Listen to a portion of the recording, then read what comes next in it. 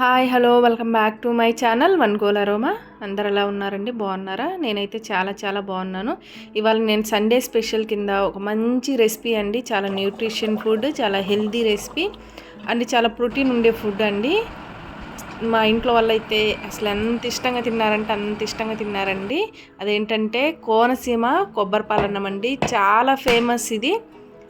మీకు తెలిసిందే. నేను ఇక్కడైతే 3 కొబ్బరికాయలు తీసుకొని అవి చక్కగా పగలు కొట్టుకొని కొబ్బరి తీసి మిక్సీ పట్టానండి. మెత్తటి పేస్ట్ లాగా చేసుకోవాలి. ఇక్కడ నేను ఈ డిష్ గురించి ఎందుకు ఇంత స్పెషల్గా చెప్తున్నానంటే, ఇది కోనసీమలో కొత్తల్లుళ్ళకి పెడతారంటండి ఈ రైస్. అంటే ఎంత హెల్దీ రెసిపీ అంటే అంత హెల్దీ రెసిపీ. అంటే కొత్తల్లుళ్ళే తింటారని కాదు, అక్కడ ఆచారం అంటండి ఇది. కొత్తల్లుళ్ళకి పెట్టే ఆచారము. సో మనం కూడా తిని ఇది ఎలా ఉందో టేస్ట్ అయితే చేద్దామండి. నేనైతే ఇక్కడ ప్రాసెస్ చేస్తున్నాను. నేను ఇక్కడ 3 కొబ్బరికాయలు తీసుకొని చక్కగా పగలగొట్టి కొబ్బరిని అయితే తీసి దాన్ని శుభ్రంగా నీళ్ళల్లో వేసి కడిగి మిక్సీలో వేసి గ్రైండ్ చేస్తున్నానండి. అది మంచి పేస్ట్, ఫైన్ పేస్ట్ లాగా అవ్వాలండి. మంచిగా మెత్తగా అవ్వాలి. కొంచెం మెదగటానికి కొబ్బరి కొంచెం వాటర్ వేసానండి నేను. ఆ వాటర్ వేసి మంచిగా గ్రైండ్ చేసుకొని, చూసారు కదా ఇట్లా కన్సిస్టెన్సీ, థిక్ పేస్ట్ ఇట్లా మెత్తగా ఉండాలండి. ఎక్కడే కానీ కొబ్బరి పలుకులు కానీ ఏమి ఉండకూడదు. అట్లా మొత్తం నేనైతే గ్రైండ్ చేసి పెట్టేశానండి. అలానే మనం ఈ కొబ్బరి పాలు తీయటానికి మస్ట్గా వేడి నీళ్ళే వాడాలండి. వేడి నీళ్ళు వాడితేనే మనకు ఆ కొబ్బరిలో ఉన్న పాలన్నీ మనకు మంచిగా మంచి థిక్గా ఉండే మంచి పాలైతే వస్తాయండి. ఇట్లా మొత్తం కలిపేసి మనం ఒక క్లాత్లో వేసైనా మనం ఆ పాలు తీయొచ్చు. ఇట్లా స్ట్రెయినర్ సహాయంతో కూడా తీయొచ్చండి. ఇక్కడైతే నేను ఒక స్ట్రెయినర్ పెట్టి మొత్తం పాలన్నీ అయితే తీసానండి. మన పాలు పల్చగా అస్సలు ఉండకూడదండి. చాలా చిక్కగా ఉండాలి పాలు. అప్పుడు మనకి ఆ రైస్ వండినప్పుడు ఆ ఫ్లేవర్, మనం ఏదైతే కోనసీమ స్పెషల్ అంటున్నామో ఆ ఫ్లేవర్ని మనం మిస్ అవ్వమండి ఎక్కడే కానీ. ఇదిగోండి నేనైతే ఇక్కడ అన్ని పాలు తీసి పెట్టేశాను. ఇక్కడ నేను ఆ లోటాతో నేను 2 లోటాలు అయితే తీసుకున్నానండి రైస్. ఇక్కడ 2కి మనం 1.5 చెప్పున 3 లోటాలు పాలు అయితే వాడుతున్నాను. కొంతమంది 2 కూడా వేస్తారండి. నేను ఇక్కడ బాస్మతి రైస్ తీసుకున్నాను. బాస్మతి రైస్కి 1కి 1.5 అయితే సరిపోతుంది. మామూలు రైస్ అయితే 2 పోసుకోవచ్చండి. నేను బాస్మతి రైస్ తీసుకున్నాను కాబట్టి అవి ముందే ఒక 15-20 మినిట్స్ నానబెట్టేసుకున్నాను. ఇక్కడ నేను మెజర్మెంట్ తీసుకుంటున్నాను పాలు ఎన్ని అని. చూసారు కదా, నేను 3 లోటాలు అయితే తీసుకున్నాను. దాంతో 2 రైస్ వేసాను కాబట్టి 3 పాలు అయితే తీసుకున్నాను. ఆ నానబెట్టిన పాలు కూడా ఏమి వాటర్ లేకుండా అన్నీ డ్రైన్ చేసి మనం ఆ పాలల్లో కలిపేయాలండి. మొత్తం రైస్ అంతా కూడా ఆ పాలల్లో వేసేసేయాలి. వేసాక పెద్ద మసాలాలు అయితే అసలు అల్లం వెల్లుల్లి పేస్ట్ కానీ, ఉల్లిపాయలు కానీ, కరివేపాకు కానీ ఏమి వాడమండి. చాలా అథెంటిక్ రెసిపీ అండి ఇది. పాతకాలం నుండి కోనసీమలో వస్తున్న రెసిపీ అండి. దీంట్లో మనం స్పైసెస్ మాత్రమే యాడ్ చేస్తామండి. చెక్క, లవంగ, స్టార్ పువ్వు, షాజీరా అవి మాత్రమే వేస్తామండి. వాటి వల్లే ఈ రైస్ చాలా ఫ్లేవర్డ్గా ఉంటుంది. ఇక్కడ ఒకటి గమనించాలండి మీరు, ఈ ఇలాచీ ఏదైతే ఉందో ఇలా తీసి ఓపెన్ చేసి వేయండి. అప్పుడు ఆ ఇలాచీ ఫ్లేవర్ అంతా దానికి పడుతుంది. కొంచెం జాజికాయ చిటికెడు అంటే చిటికెడు నలిపి కొట్టేసి దాంట్లో వేసేయండి. కొంచెం కల్లుప్పు రుచికి సరిపడా, కొంచెం సాల్ట్ అండి. మనం కలర్ కోసం బయట ఉండే కలర్స్ అయితే యూస్ చేయట్లేదు. ఓన్లీ పసుపు యూస్ చేస్తున్నాం. మంచి కలర్ కోసం లైట్ లెమన్ ఎల్లో వస్తుందండి. రైస్ అయితే ఎక్సలెంట్ ఉంటుంది. పిల్లలకి పెట్టిన అసలు వారంలో ఒక్కసారి చేసుకొని తిన్నా చాలా హెల్తీ రెసిపీ అండి. ఆయిల్ యూస్ చేయం. కావాలంటే నెయ్యి వాడొచ్చండి. నెయ్యి చాలా మంచిది కాబట్టి నెయ్యి వేసుకోవచ్చు. కానీ ఏమి వేయకుండా ఈ కొబ్బరి పాలతోనే మనకు మంచి టేస్ట్ వస్తుందండి. ఇక్కడ నేనైతే పెట్టేశాను గ్యాస్ మీద. చూసారు కదా ఎంత చక్కగా ఉడుకుతుందో. చాలా అవి ఆ పాలు కూడా మంచి క్రీమీ స్ట్రక్చర్ అయితే వస్తుందండి. చూసారు కదా ఎంత బాగుందో.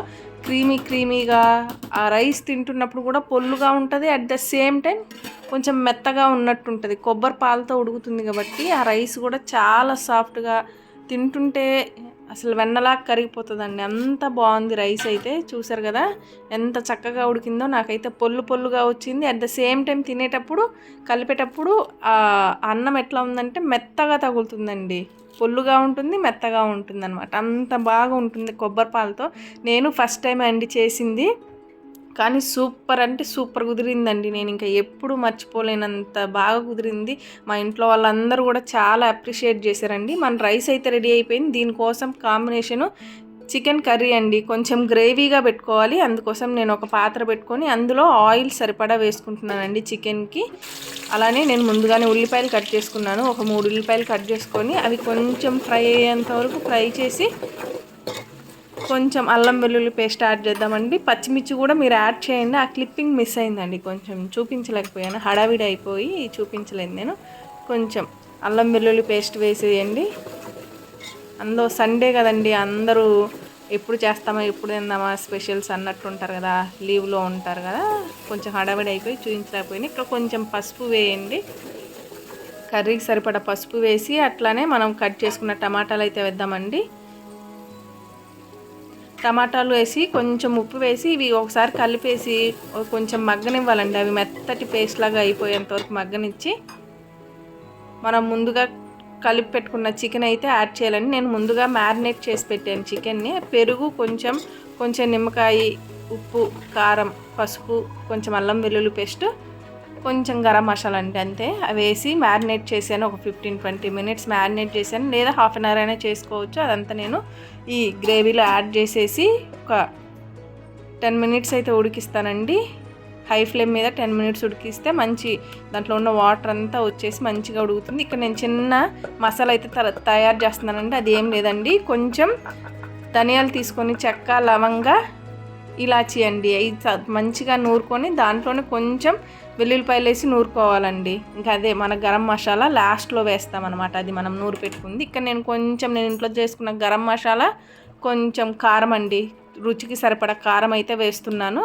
మీరు ఎంత కారం తినగలుగుతారో అంత అయితే వేసుకొని అడ్జస్ట్ చేసుకోండి. ఇక్కడ ఈ స్టేజ్లోనే నేను ముందుగా నూరాను కదా ఇందాక, ఒక మసాలా చేస్తున్నానని చెప్పాను కదా, ఇది స్పెషల్ మసాలా అండి. ఇది వేస్తేనే మనకు ఆ అరోమా, ఆ టేస్ట్, ఆ ఫ్లేవర్ అయితే తెలుస్తుంది. మీరు ఖచ్చితంగా ఈ మసాలా వేసి అయితే ట్రై చేయండి. ఇది కొంచెం గ్రేవీగానే ఉండాలండి కర్రీ. కొంచెం నేను ఒక గ్లాస్ వాటర్ అయితే వేస్తున్నాను. ఇక్కడ నేను కొంచెం పుదీనా, కొత్తిమీర 2 వేసేసి ఒకసారి కలిపేసి మూత పెట్టి ఒక 5 to 10 మినిట్స్ ఉడికిస్తే మన కర్రీ అయితే రెడీ అయిపోతుందండి. ఇక్కడ టేస్ట్ అయితే చూసుకోండి, ఉప్పు, కారము అన్నీ సరిపోయాయో లేదో. ఇక్కడ నేను లాస్ట్ ఇంకా కర్రీ ఫైనల్గా వచ్చిందండి. ఇక్కడ నేను కసూరి మేతి అయితే వేస్తున్నాను. కసూరి మేతి వేస్తే మంచి ఫ్లేవర్ వస్తుందండి కర్రీ కూడా. ఆ కొబ్బరి పాలన్నంలో ఈ కర్రీ వేసుకొని తింటుంటే అబ్బాబ్బా ఎందుకు లేరా అనిపిస్తుందండి. అంత మంచిగా ఉంటుంది, అంత హెల్దీ కూడా అండి కొబ్బరి పాలన్నము. నేను ఎప్పుడు ఒక రకంగా చేసేదాన్ని, కానీ ఇలా చేసిన తర్వాత నేను ఫుల్ టు ఫిదా అయిపోయానండి. అంత బాగుంది, రైస్ అయితే సూపర్గా కుదిరింది. మీరు ఈ కర్రీతో తినండి, మీరు మర్చిపోరండి, అంత బాగుంటుంది. తప్పకుండా ట్రై చేయండి. ఇదిగోండి చూస్తున్నారు కదా, నేనైతే కొంచెం అన్నం పెట్టుకున్నానండి. అంత వండాను కదా, తినలేకపోయాను. కొంచెం అన్నం పెట్టుకొని ఆ రైస్ ఆ కర్రీతో తింటుంటే నాకైతే అస్సలు ఎంత బాగుంది. ఇంత నిజమే కోనసీమ స్పెషల్ కొబ్బరి అన్నం అంటే ఇంత ఫేమస్సా అనిపించిందండి. నిజంగా అంత ఫేమస్సే. మీరు తప్పకుండా ట్రై చేసి ఎలా ఉందో కమెంట్లో చెప్పండి. మన ఛానల్ని ఎవరైనా కొత్తగా చూస్తుంటే లైక్ చేయండి, షేర్ చేయండి, సబ్స్క్రైబ్ చేయండి. Thank you all.